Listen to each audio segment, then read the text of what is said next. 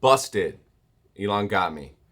Over the past 60 days, your StarLink has been used in areas that violate their terms of service. Your plan does not include service on the ocean. All right, you got me. I've been in the ocean. And it worked great, Elon. Thank you. But now you're going to make me pay the piper. Um, so, what they're saying here to ensure uninterrupted service in the ocean, please take the actions before May 9th. Change your plan to mobile priority, 50 gigs, 1 terabyte, or 5 terabytes, or opt into my mobile priority data per gigabyte. So, what should we do? Well, it's $250 a month for 50 gigs of mobile priority, and we can opt into mobile priority at $2 a gig. So, what does that really mean? Well, right now I'm paying regional for regional mobile, which is $150 a month. $2 for each gigabyte of priority data means that 50 gigs of priority data will cost me $100. So it's pretty much the same for 50 gigs, whether I opt into the mobile priority plan or I opt into the mobile priority data per gigabyte with the standard plan. My thought here, though, is that if you get the mobile priority plan with 50 gigs, even if you're anchored close to land and they're considering that land, hopefully, because we don't know yet, we'll find out in a couple days, it's going to use that 50 gigs first. Like, because that's your priority data, that's that fast data.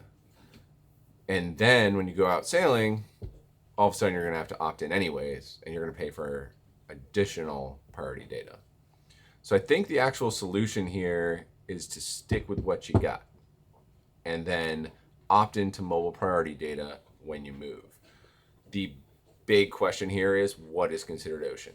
Like, is the BAM in net right now considered ocean? You know, it says inland waters and rivers are included in the land-based option, but this isn't really inland water or the ocean.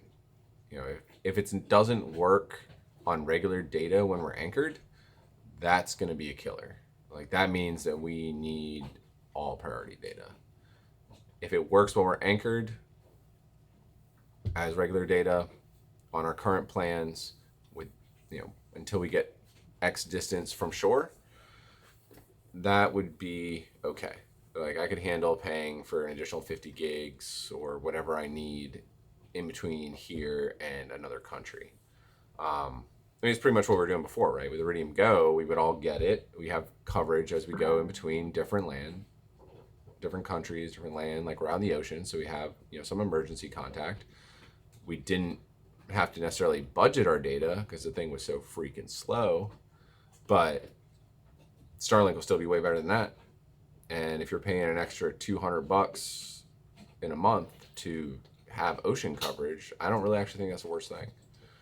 What I do hope is that in areas where we could buy SIM cards, like near land, right, far enough for a cell tower to still reach, we can still use our regular data. That would make this okay with me. Granted, what we had before, definitely better. I mean, we're all data hungry now. That was awesome. So I've seen on the internet a couple places, and here's the coverage map.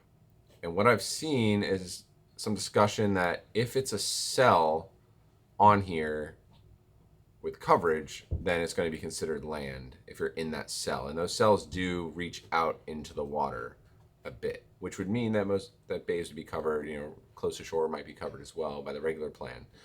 The real question is going to be for you all in the Bahamas, Turks and Caicos. As we go down the Caribbean chain, we can see also there's lack of coverage that is current. So the cells exist, but it says starting in 2023. So that could be bad news as we head down the Caribbean. If any of those cells, or for you all in the Bahamas, those cells that say starting in 23 are not considered land and instead are always considered ocean. I mean, that's kind of the rumors I've read online.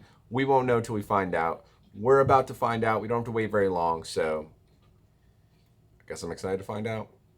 More like just ready to not be nervous anymore. But yeah, I'll keep you all informed on what happens. I still think stick with the current plan, and that's what I'm doing. And then I'm going to add priority data when I need it to go offshore or whenever it shuts off. But hopefully not while I'm anchored right here.